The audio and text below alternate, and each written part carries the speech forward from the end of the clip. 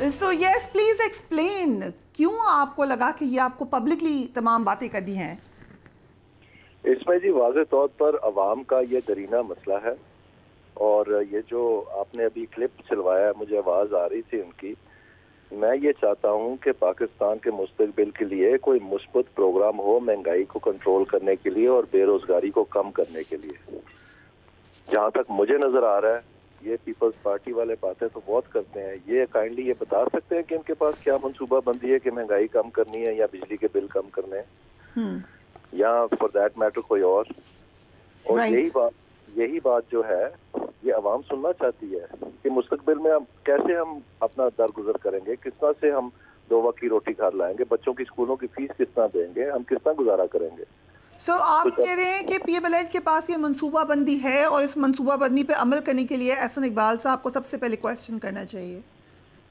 منصوبہ بندی کے لیے تو یہی انچارج تھے نا جی، اور اگر ان کے پاس جواب نہیں ہے تو پھر کوئی جواب تو طلب کرنا ہوگا نا. ایسے تو نہیں ہو سکتا کہ ہم عوام میں لٹکے ہوئے الیکشن لڑیں.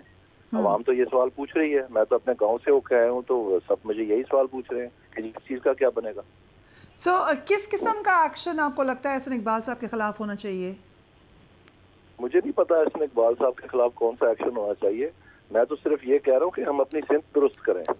یہ تو آبویسلی صنف نہیں ہے کہ تاریخ کی ریکارڈ مہنگائی ہم کریں اور ہم سمجھیں کہ سب اچھا ہے. سب اچھا نہیں ہے، اور اس کو بہتر کرنے کے لیے ہی تو میں التجا کر رہا ہوں. اور پاکستان مسلم لیگ نون کا ریکارڈ تمام جماعتوں سے بہتر ہے مہنگائی کے حوالے سے. جب بھی ان کی حکومت آئی ہے تو اس کو چھوڑ کے یہ جو نیشنل پرائس مانیٹرنگ کمیٹی کے احسن اقبال صاحب ہیڈ بنے ہیں، اس کے علاوہ جو تاریخ ہے مسلم لیگ نون کی، آپ تاریخ دیکھ لیں، فیکٹس دیکھ لیں، پاکستان مسلم لیگ نون کی سب سے کم تر مہنگائی رہی ہے.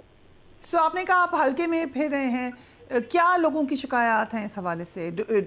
وہ کہتے ہیں کہ آپ لوگ بھی رسپانسبل ہیں کیونکہ 18 مہینے کی گورنمنٹ میں بہرحال آپ لوگ تھے.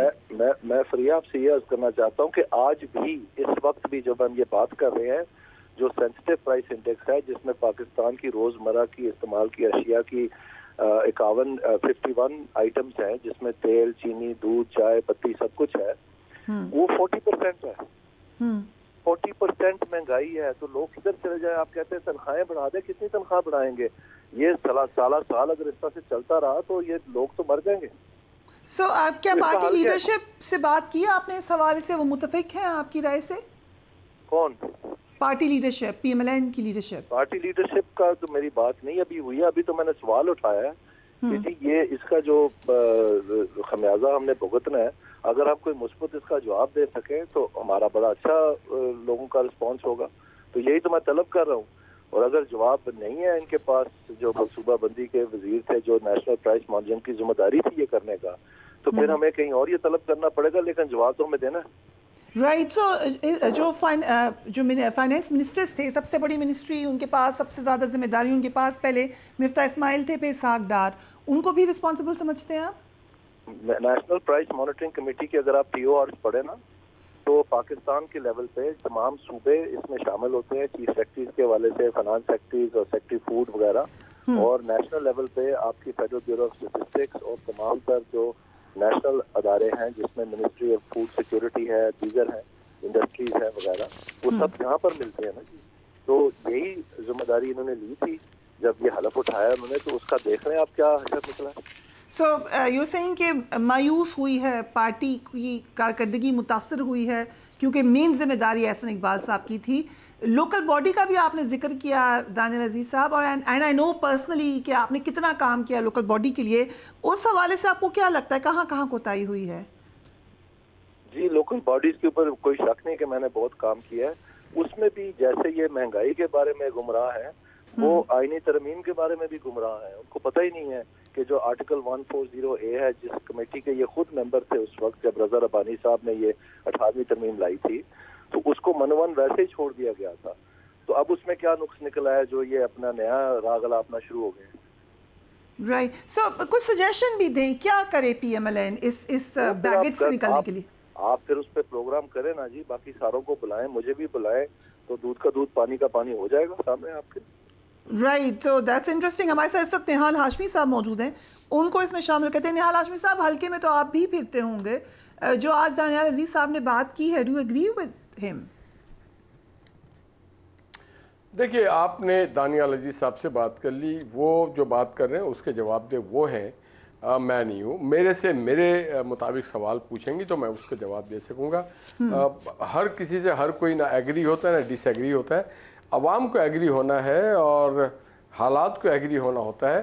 ہم سب کے سیاسی جو ہم لوگ ہوتے ہیں، ہمارے اختلافات ہوتے ہیں ایشوز کے اوپر، ذاتی اختلافات نہیں ہوتے، تو ہر کسی کا اپنا پرسیپشن ہے اور اس پرسیپشن کے تحت وہ بات کرتا ہے۔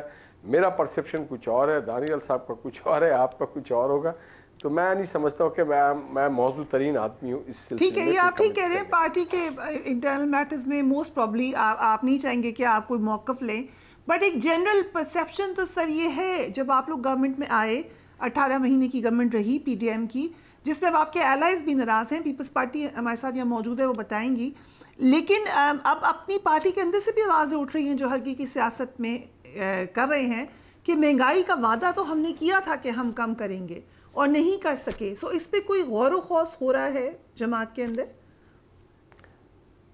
جی دیکھیے، ہماری جماعت جو ہے ایک مسلسل جد و جہد کرتی رہتی ہے، اور اس مسلسل جد و جہد کے نتیجے میں ہم نتائج پہ پہنچتے ہیں اور بہت اچھا رزلٹ دیتے ہیں۔ دیکھیں نا، جب ہمارے تھنک ٹینک جب سوچتے رہے کہ how to develop the infrastructure of the nation, تو محمد نواز شریف صاحب نے گوادر پورٹ بنایا، کراچی کی نئی ایئرپورٹ ٹرمنل بلڈنگ بنائی، لاہور کی ٹرمنل بلڈنگ بنائی، اسلام آباد کی ٹرمنل بلڈنگ بنائی۔ ہم جب کمیونیکیشن کا سوچتے رہے تو انہوں نے موٹر وے کو بنا دیا، بات ہوتی ہے۔ جب ہم اکانومی کے ریوائیول کا سوچتے رہے تو سی پیک کو بھی بنا دیا۔ جب ہم نئے کارخانے لگانے کا سوچتے رہے تو ہم بجلی کے کارخانہ لگاتے آتے رہے۔ تو ہمارے پاکستان مسلم لیگ نون نواز کے اندر ایک مسلسل پروسیس ہے، تھنک ٹینکس ہمارے ہیں جو اس کو سوچتے ہیں کہ واٹ نیکسٹ۔ تو یقیناً ہم ہاؤ ٹو ڈیکریز دس مہنگائی، اس کو بھی ہمیں دیکھنا ہے، مگر اس کے ساتھ ہمیں وہ عوامل کو بھی دیکھنا ہے کہ آپ نے 18 نہیں، ہمارے 16 مہینے تھے، اور ہمارے اکیلے کے 16 مہینے تھے، یہ پی ڈی ایم کے 16 مہینے تھے، مگر اس سے پہلے جو 44 مہینہ تھے نا، کسی بھی الیکشن میں ایک ٹینیور میں 5 سال ہوتے، 60 مہینے ہوتے، 60 مہینے کے اندر 44 تو پی ٹی آئی نے استعمال کر لیا، اور 16 جو تھا وہ پی ڈی ایم کے حصے میں آیا۔ تو اس میں جو بیج بویا تھا پی ٹی آئی نے 44 مہینوں میں، اس کی فصل ہم کاٹتے رہے، اور ہم ایک بہت بڑا نقصان بھی اٹھایا اپنا پارٹی کا، کہ ہم نے جو ہماری پارٹی کی پولیٹیکل کیپٹل تھی اس کو بھی ہم نے داؤ پہ لگایا۔ بٹ ایک کویسچن ہے ہاشمی صاحب، ہونے نہیں، ٹھیک ہے، ڈیفالٹ نہیں ہونے دیا، ڈیفالٹ سے بچایا آپ نے، یہ تمام باتیں آتی رہیں، لیکن جو ایک ایکسپیکٹیشن تھی، چلے 16 منتھس کی گورنمنٹ تھی، کوئی تو وجہ ہوگی کہ اس کو کوئی اونرشپ بھی نہیں مل رہی اس گورنمنٹ کو، نہ نواز شریف صاحب اس گورنمنٹ کا ذکر کرتے ہیں، نہ کوئی اور اس کا ذکر کرتا ہے، پیپلز پارٹی تو پہلے ہی اپنے آپ کو الگ کر چکی ہے، کوئی اونرشپ کیوں نہیں لیتا؟ آپ کی بات بالکل بجا ہے۔ دیکھیے آپ کی بات بالکل بجا ہے، I do agree with this. اس دوران 16 مہینے میں پاکستان کے میڈیا ہاؤسز کی بھی ذمہ داری تھی کہ ہم کنسٹرکٹیو بات کرتے، ہمارے جو بیرونی لوگ تھے وہ دیکھتے تھے، اور ہمارے یہاں سے رات کو شام کو بیٹھ کے ہمارے اخبارات، ہمارے رسائل، ہمارے دانشور یہ کہتے تھے کہ جی next election, next election, next election. ہماری جو سرکاری بیوروکریسی تھی، جو ہمارے دیگر ادارے تھے، وہ تعاون نہیں کر رہے تھے، اور مہنگائی انکنٹرول تھا، کیونکہ کسی ایک گورنمنٹ کی حکومت نہیں تھی، مختلف جماعتوں کی ملا کر کے حکومت تھی۔